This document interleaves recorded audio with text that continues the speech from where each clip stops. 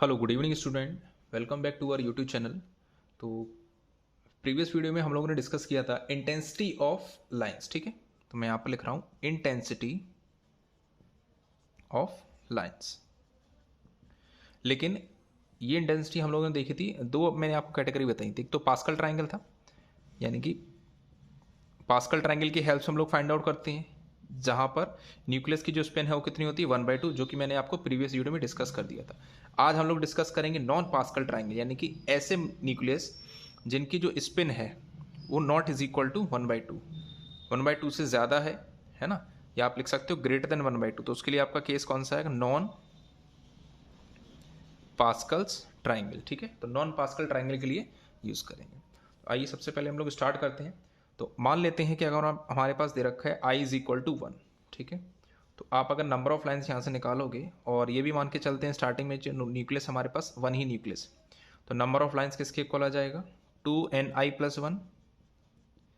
सारी वैल्यूज़ को पुट कर दो, 2 × 1 × 1+1, यानी कितना आ गया?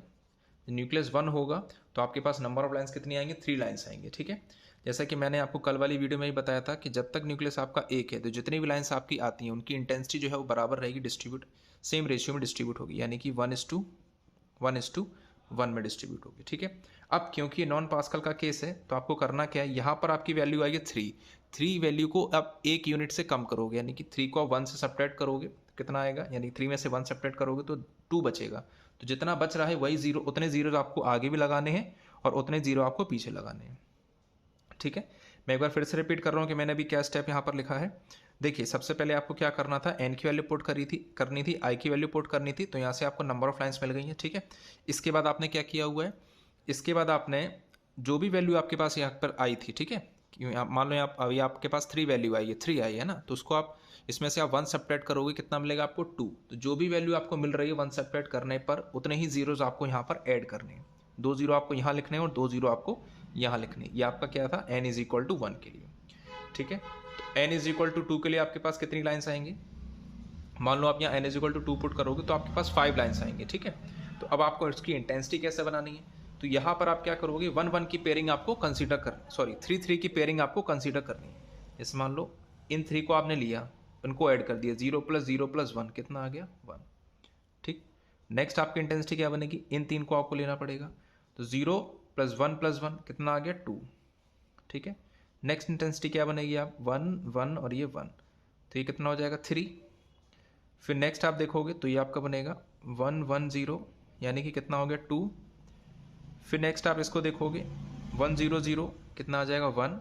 और फिर नेक्स्ट ओके, तो यहाँ पर आपके देखिए 5 लाइन्स बन चुकी हैं, 1 2 3 4 5। ठीक है, तो ये आपका रेशियो बन गया n इज इक्वल टू 2 के लिए। ठीक, सिमिलरली आपको मान लो नेक्स्ट निकालना है, तो आप क्या करोगे, जो वैल्यू आपकी यहाँ पर आ चुकी है ना, 2 जीरोज आपको वही लगा कर रखने हैं। फिर n इज इक्वल टू 3 के लिए कितनी लाइन्स आएंगी? यहाँ पर 7 लाइन्स आएंगी। ठीक है, तो कैसे पेयरिंग बनानी है, 3-3 की पेयरिंग लेनी है। कितना आ गया? 0 + 0 + 1 1 आ गया। फिर नेक्स्ट आप इसको लोगे, 0 + 1 + 2 कितना हो गया? 3। फिर नेक्स्ट हम इसको लेंगे 1 + 2 + 3, यानी कि 6 हो जाएगा। फिर नेक्स्ट आप लोगे 2 + 3 + 2, यानी कि आपका हो गया 7। फिर नेक्स्ट आप लोगे 3 + 2 + 1, यानी कि 6।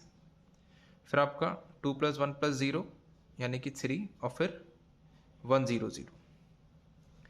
देखिए, इसमें भी आपका एक पैटर्न रहता है, अगर आप ध्यान से देखो तो देखिए, पहले ये इंक्रीज कर रहा है फिर डिक्रीज कर रहा है, 1 2 3, फिर रेशियो उल्टा हो रहा है, 3 2 1, 1 3 6 7 7 6 3 1। ठीक है, तो ये आपका n इज इक्वल टू 3 तक के लिए मैंने आपको क्लियर करा दिया। आई होप आपको ये n is equal to 1, i equal to 1 के लिए क्लियर हुआ होगा। ठीक है, तो अगर आपको वीडियो की जो स्पीड है, मेरे बोलने की स्पीड अगर आपको फास्ट लगती हो तो आप इसको यूट्यूब के फीचर को यूज़ करके आप जो प्लेबैक स्पीड है उसको कम या ज़्यादा भी कर सकते हो। ठीक है, अब हम लोग बात करते हैं, मान लो आपने i is equal to 3/2 consider कर लिया। ठीक है,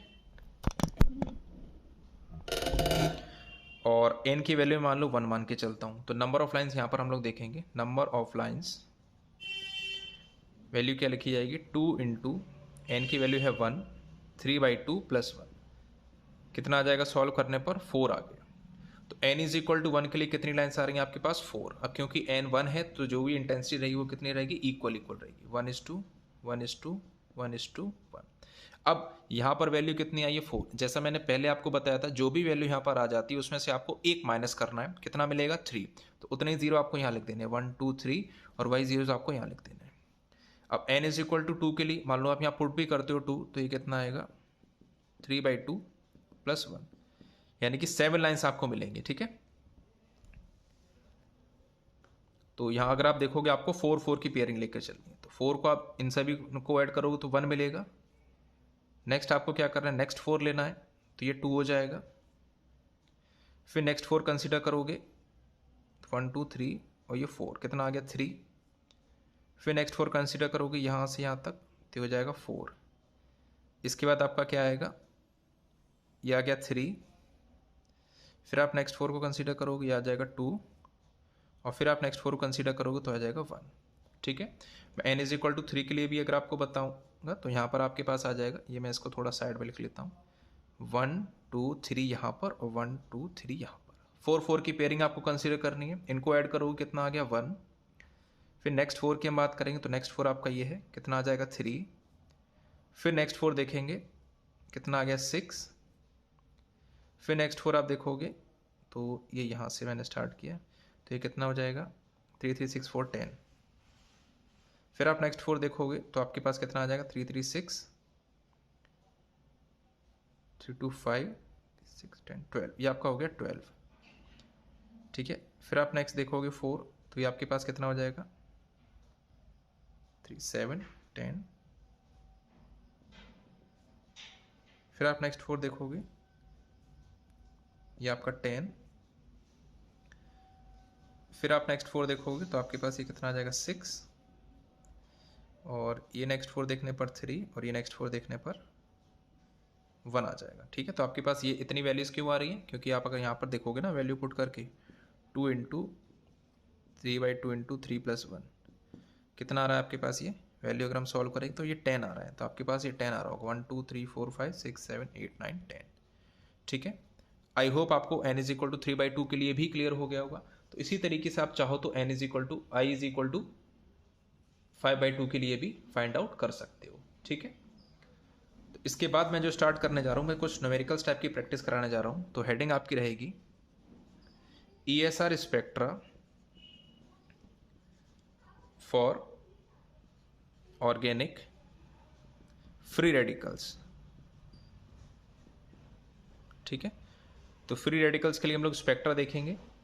तो जैसे मान लो फर्स्ट आपका एग्जांपल है CH3 रेडिकल। ठीक है, अब यहाँ पर वैसे आपका कार्बन जो है ये भी आपका आइसोटोप जो है एक्टिव रहता है, लेकिन इसकी जो एबंडेंस है वो बहुत कम रहती है, क्योंकि 13 कार्बन आपका एक्टिव रहता है जिसकी एबंडेंस आपका 1.01% होती है। तो उसको हम लोग नेग्लिजिबली मान के चलेंगे। तो बस आपको ये ध्यान रखना है कि यहाँ पर जो हाइड्रोजन की स्पिन है कितनी होती है 1/2। ठीक है, सभी के सभी इक्वलेंट हाइड्रोजन्स लगे हुए हैं, तो जो नंबर ऑफ लाइन्स है, नंबर ऑफ लाइन्स क्या बनेंगी आपकी। अब देखिए क्योंकि ये 1/2 है, और चलिए देख, तो पहले आप फॉर्मूला लगाएंगे 2Ni + 1, वैल्यू पुट करोगे, नंबर ऑफ न्यूक्लियस कितने 3, ये 1/2 + 1, सॉल्व किया कितना आ गया 4। अब n इज इक्वल टू 3 के लिए 4 आ रहा है, तो आपको ये पता होना चाहिए यहाँ पर इंटेंसिटी क्या बनती है, इसकी इंटेंसिटी रेशियो 1:3:3:1। ठीक है, आई होप आपको ये समझ में आ रहा होगा। मैंने प्रीवियस आपको बताया है, इसको आप प्रैक्टिस करोगे तो आपको ये चीज़ समझ में आ जाएगी। इस कोर्स को आप ऐसा समझ सकते हो, आपका क्रैश कोर्स टाइप आपका दे रखा है ना। और जैसे मान लो मैं नेक्स्ट एग्जाम्पल देखता हूँ। अब यहाँ पर देखिए रेडिकल दे रखा है। अब रेडिकल के एनवायरनमेंट में ये 2 न्यूक्लियस अलग हैं, और ये मतलब ये 2 प्रोटॉन अलग हैं आपके, और ये 3 प्रोटॉन अलग हैं, यानी कि आपके पास नॉन इक्विवेलेंट दे रखे हैं। ठीक है, तो यहाँ पर जब आप नंबर ऑफ लाइन्स निकालेंगे तो नंबर ऑफ लाइन्स कैसे निकल के आएगी, ये आपको लिखना पड़ेगा 2Ni + 1 और 2Ni + 1, यानी कि 2 बार फॉर्मूला आप अप्लाई करोगे। ठीक है, अगर आपको ना विजुअल हो रहा हो तो आप इस तरीके से देख सकते हो। तो यहाँ पर आप वैल्यूज पुट कर लो। मैं पहले इसको लेके चलता हूँ 2 × 3 × 1/2 + 1, और नेक्स्ट आपका आ जाएगा 2 × 2 × 1/2 + 1। सॉल्व किया, ये कितना आ गया 4, इसको सॉल्व किया कितना आ गया 3, यानी कि यहाँ पर आपके पास कितनी लाइन्स आएंगी 12 लाइन्स आ जाएंगी। ठीक है, अब बात करते हैं इसकी इंटेंसिटी रेशियो की। तो नेक्स्ट मैं यहाँ पर डिस्कस कर दे रहा हूँ। तो इंटेंसिटी देखिए आपकी क्या बनेगी। सबसे पहले आपको मान लो आपने किसी एक प्रोटॉन को जब आपने स्प्लिट किया, ठीक है, ओके, अब यहाँ पर देखिए आपके मन में ये बात आ सकती है कि यहाँ पर जो स्प्लिट करना है पहले किसके अकॉर्डिंग स्प्लिट करना है। देखिए सबसे पहले स्प्लिटिंग रेडिकल की उसके बेसिस पर होगी, ये जो इलेक्ट्रॉन है सबसे ज़्यादा किसके पास में है, या इन प्रोटॉन्स के पास में ज़्यादा है, तो सबसे ज़्यादा स्प्लिटिंग किसके हिसाब से होगी, इन प्रोटॉन्स के अकॉर्डिंग स्प्लिटिंग होगी। तो आपको जो पैटर्न लिखना है सबसे पहले इसके लिए लिखना है ना। तो यहाँ अगर आप देखोगे 2 हाइड्रोजन है, मैं फिर से एक बार बता दे रहा हूँ, 2 × 2 1/2 + 1 सॉल्व किया आपने, कितनी वैल्यू आ गई 3। तो यहाँ के लिए आपको 3 लिखना है, ठीक है। 3 यहाँ से पता चल गया, सबसे पहले इसी को लिखेंगे फॉलो करते हुए। तो जो आपने 3 लिखा है, तो 3 के लिए जो इंटेंसिटी रेशियो रहता है क्या रहता है, 1:2:1। तो सबसे पहले आपने एक लाइन को ब्रेक किया है 3 पार्ट्स में, है ना, यानी कि 3 इंटेंसिटी के हिसाब से। ये आपका आ गया 1:2:1। ये मैंने यहाँ पर इस तरीके से दिखा दिया आपको, 1:2:1, ठीक है। अब बात करते हैं बाकी के 3 न्यूक्लियस। यहाँ अगर आप देखोगे तो ये 4 टाइप से ब्रेक हुआ है ना, और 4 की इंटेंसिटी क्या रहती है, 1:3:3:1। तो यानी कि इसको मैं ब्रेक करूंगा नेक्स्ट 4 लाइंस में इस तरीके से, 1:3:3:1। सिमिलरली इसको भी आप ब्रेक करोगे 1:3:3:1, और सिमिलरली इसको आप ब्रेक करोगे 1:3:3:1। अब इंटेंसिटी के लिए आपको क्या करना है, यहाँ मल्टीप्लाई करना है। मान लो 1 से मल्टीप्लाई करोगे तो उस पर तो कोई फर्क पड़ेगा नहीं, वैसे ही रहेगा। लेकिन 2 से यहाँ मल्टीप्लाई करोगे तो सारी वैल्यूज़ डबल हो जाएंगी। कितना आ जाएगा, 2 6 6 और 2, और ये 1 से मल्टीप्लाई करोगे तो ये वही रहेगा। तो आपके पास देखिए कितनी लाइन्स आ रही हैं, 1 2 3 4 5 6 7 8 9 10 11 12, जो कि आपका यहाँ पर दे रखा। ठीक है, क्लियर है आपको ये चीज़। ठीक है, नेक्स्ट देखते हैं अपना एग्जाम्पल। नेक्स्ट एग्जाम्पल आपका NH2। ठीक है, सेम वही प्रोसेस यहाँ पर भी है। अगर हम नंबर ऑफ लाइन्स निकालेंगे, नंबर ऑफ लाइन्स, अब देखिए यहाँ पर नाइट्रोजन है, नाइट्रोजन में आपका एक्टिव न्यूक्लियाई होता है ESR एक्टिव। तो सबसे पहले हम लोग लिखेंगे 2Ni। नंबर ऑफ न्यूक्लियस 1 है। स्प्लिटिंग अगर हम देखें नाइट्रोजन का जो वैल्यू होती है न्यूक्लियर स्पिन 1 होता है। ठीक है, तो मैंने 1 लिखा है, +1, 2 × 1/2 + 1। ठीक, ये आपका आ जाएगा 3, और ये भी आ गया 3, यानी कि कितनी लाइन्स मिलेंगी, 9। अब यहाँ पर ही वही क्वेश्चन अराइज होता है, हाँ यहाँ पर आप किसके अकॉर्डिंग ब्रेक करोगे। वैसे तो ये न्यूक्लियस इसके पास है, आप वैसे भी समझ सकते हो, है ना। और जनरली अगर हम देखें आई की जितनी ज़्यादा वैल्यू होती है उसी के अकॉर्डिंग भी स्प्लिटिंग आपकी होती है। आप यहाँ पर लिख सकते हो साइड में एक रूल समझ लीजिए, thumb rule, higher the value of I, जितनी ज़्यादा आई की वैल्यू होगी it will be splitted first. ठीक है, आई की वैल्यू के अकॉर्डिंग वो स्प्लिट होता चला जाएगा। आई की वैल्यू ज़्यादा है तो सबसे पहले आप इसके अकॉर्डिंग स्प्लिटिंग कराएं। ठीक, आप इसको पॉज करके स्क्रीनशॉट भी ले सकते हो, मैं इसको रब करके आपको आगे का बताता हूँ। तो 1 के लिए कितनी लाइन्स आ रही हैं आपके पास, 3 लाइन्स आ रही हैं। अब क्योंकि न्यूक्लियस हमारी इंटेंसिटी क्या रहेगी, 1:1:1, जैसा कि मैंने आपको भी बताया। बहुत सिंपल है, इसमें कुछ आपको ज़्यादा नहीं करना है, 1:1:1। अब हर एक हाइड्रोजन की वजह से कितनी लाइन स्प्लिट हो रही है, 3 में स्प्लिटिंग और हो रही है।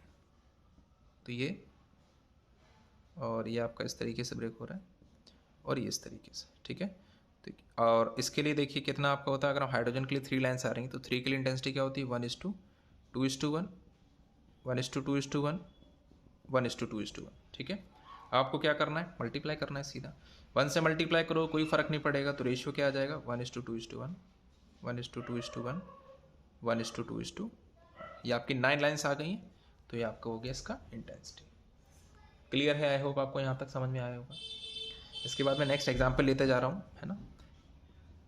नेक्स्ट एग्जाम्पल मान लो आपको ये रखा है C6H6 प्लस, और ये रेडिकल, और या फिर आप इसमें ये भी समझ सकते हो C6H6 माइनस, और ये रेडिकल। स्ट्रक्चर आप कैसे बनाओगे, इस तरीके से, और यहाँ पर आपके क्या लगे हुए, हाइड्रोजन्स। ठीक है, और बीच में आपका चार्ज हो सकता है प्लस मान लो रेडिकल, या फिर मान लेते हैं अगर मैं इसको माइनस के साथ बनाता हूँ तो भी आपका रहेगा उसी तरीके से, H, ये H। ठीक है, ये बना ली। अब सबसे पहले आपको इस टाइप के एग्जांपल्स में ये पहचानना बहुत इंपॉर्टेंट हो जाता है कि जो हमारे पास जो भी प्रोटॉन्स लगे हैं या जो भी एक्टिव न्यूक्लियस हैं ESR एक्टिव, वो सभी इक्विवेलेंट कैटेगरी में आएंगे या नॉन इक्विवेलेंट में। तो उसके लिए आप सिमेट्री का हेल्प लेंगे। तो जैसे मान लो मैं इनमें से किसी फिगर की बात करूँ, दोनों सिमिलर है। अगर मैं यहाँ से देखता हूँ, मान लेते हैं इसको थोड़ी देर के लिए मैंने A माना, तो अगर आप इसको A मानोगे तो ये भी A हो जाएगा, इसको A मानोगे तो ये भी A हो जाएगा, इसको A मानोगे, मान लेते हैं इसको आपने B मान लिया, तो ये भी बी हो जाएगा। ठीक है, अब वैसे आप अगर ग्रुप थ्योरी के अकॉर्डिंग देखोगे, क्योंकि ग्रुप थ्योरी आपने पढ़ी होगी, तो उसके अकॉर्डिंग सभी के सभी जो एच है वो आपके इक्वलेंट एच होंगे, तो आप सभी को एक ही जैसा कंसीडर करोगे। ठीक है, अब यहाँ पर कितने एच हो गए आपके पास, एन की वैल्यू कितनी आ रही है 6, तो नंबर ऑफ लाइन्स क्या आ जाएंगी 2 इंटू 6 इंटू 1/2 + 1। ठीक है, सॉल्व करने पर क्या आंसर आ गया 7, तो 7 इसका आंसर हो जाएगा। ठीक है, नेक्स्ट देखिए, ये आपको दे रखा है एग्जाम्पल, यहाँ एच है, ये एच है, ये एच है, ये एच है और ये एच। अब एक मिनट रुकिए, मैं इसको थोड़ा सही से बना लेता हूँ। जैसे मान लेते हैं ये आपका एग्जाम्पल है ना, डबल बॉन्ड ओ, ठीक है, इसका नाम आपका बेंजीक क्विनोन होता है। अब यहाँ अगर आप देखोगे तो यहाँ पर सिर्फ इस प्लेन के अबाउट सिमेट्री है, यानी कि अगर हम इसको ए मानते हैं तो ये भी आपका ए हो जाएगा। ठीक है, इसको आपको बी मानना पड़ेगा, ये आपका बी होगा, और इसको आपको कोई अलग सी मानना पड़ेगा। ठीक है, लेकिन यहाँ पर आपकी ओके यहाँ पर आपका बेंजो क्विनोन स्ट्रक्चर है, डबल बॉन्ड होता है, और मान लेते हैं आपने ए माना तो ये ए इक्वल टू ये इसके इक्वल, एक और प्लेन ऑफ सिमेट्री आपने यहाँ पर है, तो अगर ये ए है तो ये भी ए हो जाएगा, और ये ए है तो ये भी ए हो जाएगा। कहने का मतलब है आपके पास 4 हाइड्रोजन्स हैं और सभी के सभी जो हैं एन की वैल्यू कितनी हो जाएगी 4, तो नंबर ऑफ लाइन्स कितनी आ जाएंगी। देखिए मैं इंटेंसिटी नहीं बता रहा हूँ उसमें, क्योंकि आप चाहो तो खुद से निकाल सकते हो, है ना, सॉल्व करो कितना आ जाएगा 5। ठीक, नेक्स्ट क्वेश्चन देते हैं CD3, है ना, तो इसमें देखिए अब क्योंकि इसी तरीके का है, एन की वैल्यू 3 दे रखी है और जो इसकी न्यूक्लियर स्पिन होती है 1 होती है। ठीक है, तो नंबर ऑफ लाइन्स फॉर्मूला क्या आ जाएगा, number of lines is equal to 2 into 3 into 1 + 1, कितना आ गया 7, तो इसका आंसर आपका क्या होता है 7। ठीक, इसी तरीके से कुछ और एग्जाम्पल की ओर बढ़ते हैं। कुछ और एग्जाम्पल्स मैं आपको वीडियो के एंड में आपको एज ए होमवर्क दूंगा, आप इसको कमेंट करके आंसर बता सकते हैं। ठीक है, अब जैसे मान लेते हैं एक ही एग्जाम्पल आपको दे रखा है।